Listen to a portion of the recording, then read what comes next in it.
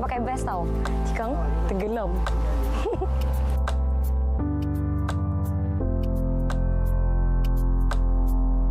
Penerusan sumbangan keilmuan agama di kalangan wanita dapat diperhatikan bergerak secara aktif.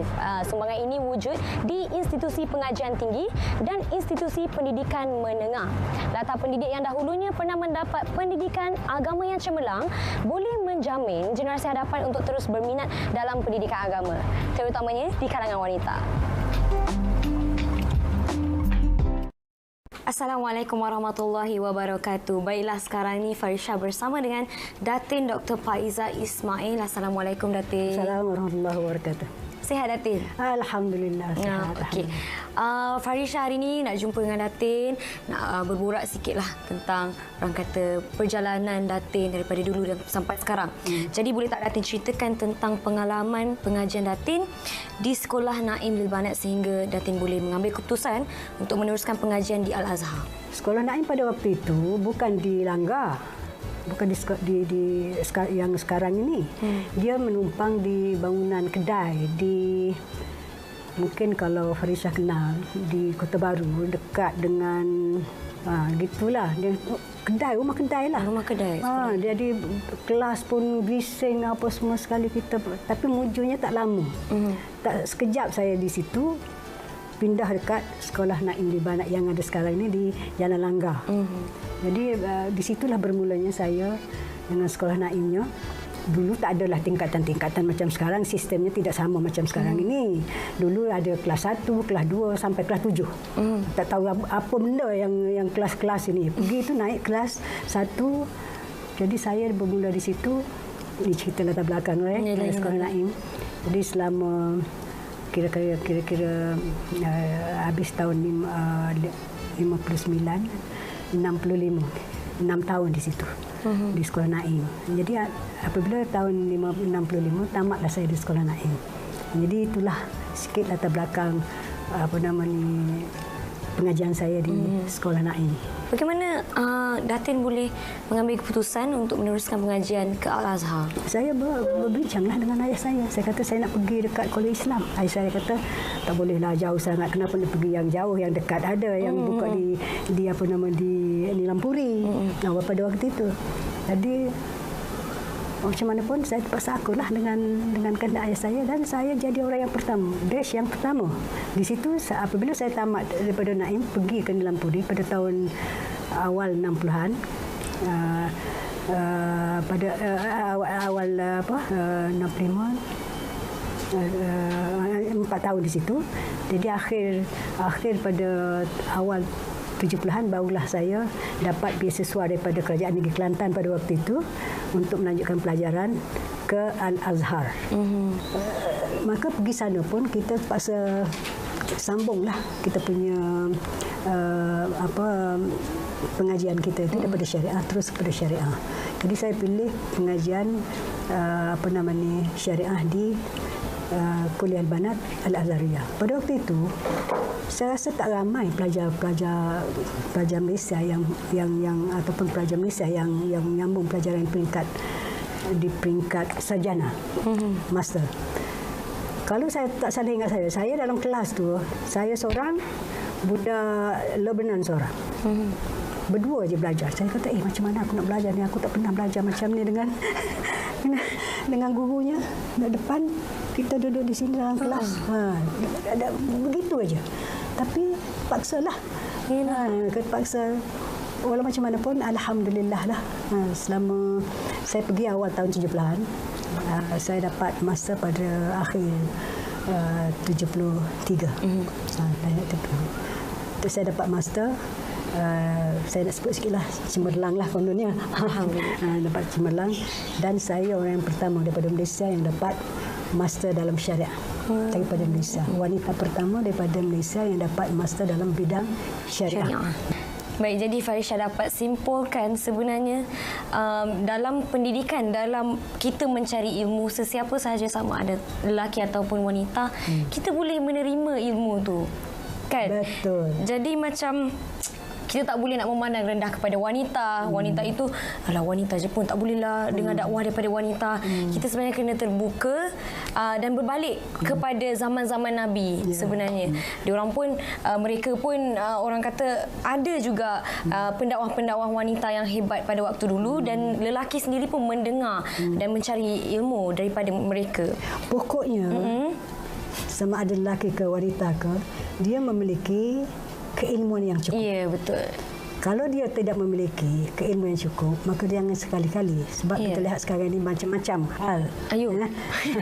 Saya tak nak sentuh benda tu. Okey. Saya tak nak sentuh benda tu. Jadi pokok pangkalnya, apakah seseorang itu sudah memiliki keilmuan yang cukup untuk menyampaikan kepada masyarakat yang lebih besar. Sebab masyarakat ini dia punya pendekatan pemahamannya berbeza. Kadang-kadang kita cakap A, dia faham B. Kan? Jadi oleh kerana itu, biarlah siapapun jua dia, sama ada lelaki ke wanita ke, kenalah mempunyai kemampuan dan ilmu yang cukup. Terutama sekali dalam hal-hal yang berkaitan tentang hukum. Itu saja. Baiklah Datin, terima kasih banyak kerana banyak kongsikan tentang tadi mufti dan juga pengalaman Datin daripada kecil hinggalah sekarang. Terima kasih banyak, insya-Allah. Saya pun terima kasih sekali lagi. Doakan kejayaan saya. Insya-Allah. Insya-Allah, amin ya rabbal alamin. Terima kasih banyak. Terima kasih sama kembali. Farisha dapat tahu terdapat seorang ilmuwan agama wanita di Bagan Datuk. Biarpun hanya bergiat di dalam negeri, tetapi peranannya dalam melahirkan generasi ilmuwan perlu dihargai. Alang-alang Farisha dah ada di Teluk Intan, Farisha nak naik bot di Sungai Perak. Jom.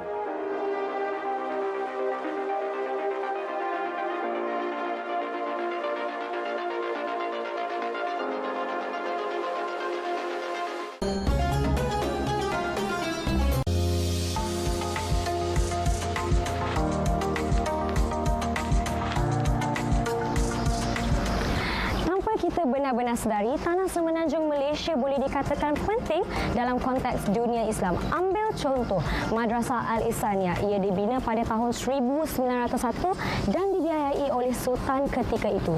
Yang menariknya pada tahun 1912 telah diadakan sambutan Maulidur Rasul secara besar-besaran yang meraihkan kemenangan tentera Uthmaniyah mengalahkan Bulgaria. Ketika itu madrasah di Teluk Intan ini menjadi tempat orang-orang Melayu berkumpul untuk mengikuti perkembangan terkini Daulah Uthmaniyah. Menarik kan?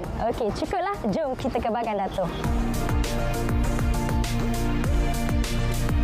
Assalamualaikum warahmatullahi wabarakatuh. Sekarang Farisha bersama dengan Datin Hajah Kamuda, Datuk Haji Ghazali.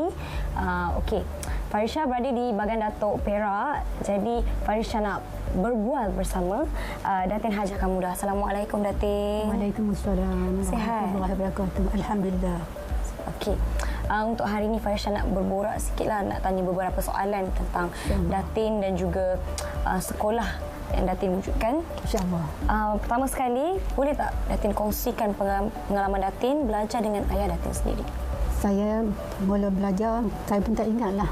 Sebab saya tahu masa umur 6 tahun tu saya dah hatam Quran. Masya Allah. Jadi kemudian ayah saya masuk sekolah Melayu. Kemudian sampailah habis darjah 5. Kemudian dalam masa itulah umur ayah saya mengajar sebelah petang, dia sembahyang asar. Dia telah mengajarkan ilmu Arabiah ni. Semua ilmu Arabiah tu dia sejajarnya dan Sapas. Kami berdua beradik lah pada waktu itu dengan abang saya, tapi dah arwah lah, Profesor Media Ahmad Ghazali itu. Dia pun dah meninggal. Jadi kami berdua tu lah belajar sampailah saya habis darjah 5. Kemudian tahun 54 tu dia mula mengajar, saya mula masuk kelas halaqah dia. Iaitulah belajar tafsir Jalalain. Masuk halaqah dia ramailah itu, semua halaqah pelajar-pelajar pondok pada waktu itu. Kemudian pada 11 malam belajar itu hadis Bukhari dan hadis Tirmizi, Bukhari, semua hadis lah. Jadi masa yang lain cuma belajar pagi itu daripada lepas sembahyang subuh sampai pukul 8. Kami belajarlah semua budak-budak pondok itu semua. Kemudian pada malamnya daripada lepas maghrib sampai pukul 10 dululah, pukul 10 dulu. Kemudian habis tu selama sampai tahun saya mengambil tafsir Jalalain tu 2 kali khatam. 10 tahun kiranya lah belajar tu. Kemudian saya mula mengajar pada tahun 1956 bila tiba ayah saya. Semua ilmu yang diajarnya setelah faham di surah Hafaz. Di dalam usia saya 14 tahun, saya dapat menghafaz semua matan-matan yang berbentuk syair-syair bagian Arabiahnya. Semua habis 12 ilmu Arabiah tu habis belajar ni semua. Jadi abang saya belajar ke luar negeri. Saya tak pandang pun dia tak bagi ke mana dia. Saya memang minat nak belajar pergi ke Indonesia. Pada waktu itu ada di Padang Panjang tapi dia tak benar kan. Jadi abang saya pergi belajar, dia dapat bagian hadis semua sampai habis. Jadi saya tinggallah dengan dia belajarnya 2 macam saja. Iaitulah talaqi dengan halaqah. Talaqi ni belajar berdua, masa dipenuhkan betul-betul dengan belajar. Lepas mayang asar pun terpaksa belajar juga. Begitulah ayah saya.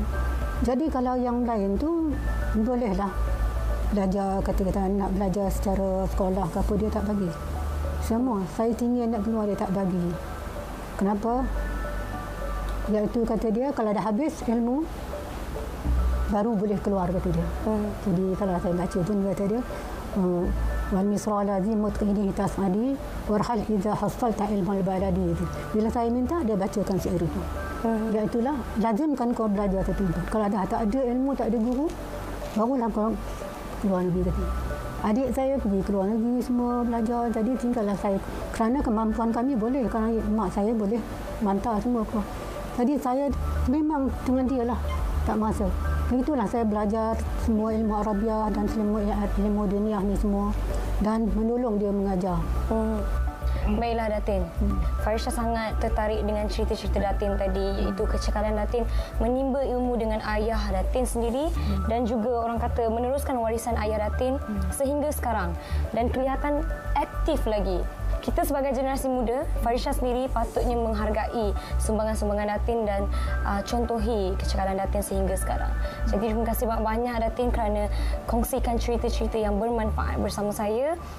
InsyaAllah ada rezeki kita berjumpa lagi. InsyaAllah.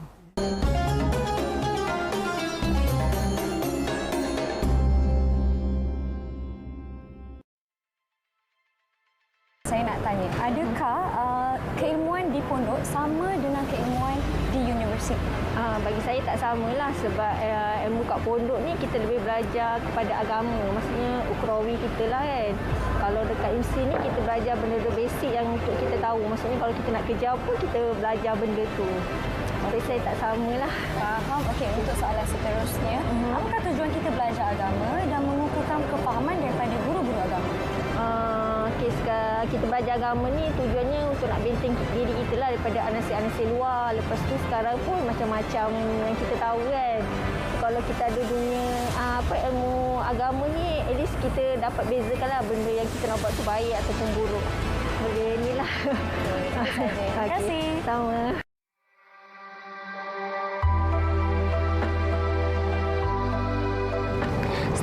Menjalani pengembaraan mencari kanzun, Farisha terfikir apakah penerusan yang boleh dibuat lagi. Farisha pun tercari-cari macam mana nak pastikan maklumat yang Farisha ada tak lupa diingatan. Jadi Farisha kena cari orang yang tepat untuk pastikan pengembaraan dan kajian Farisha dimanfaatkan untuk orang lain. Rasa-rasanya siapa tokoh yang terakhir yang Farisha nak jumpa?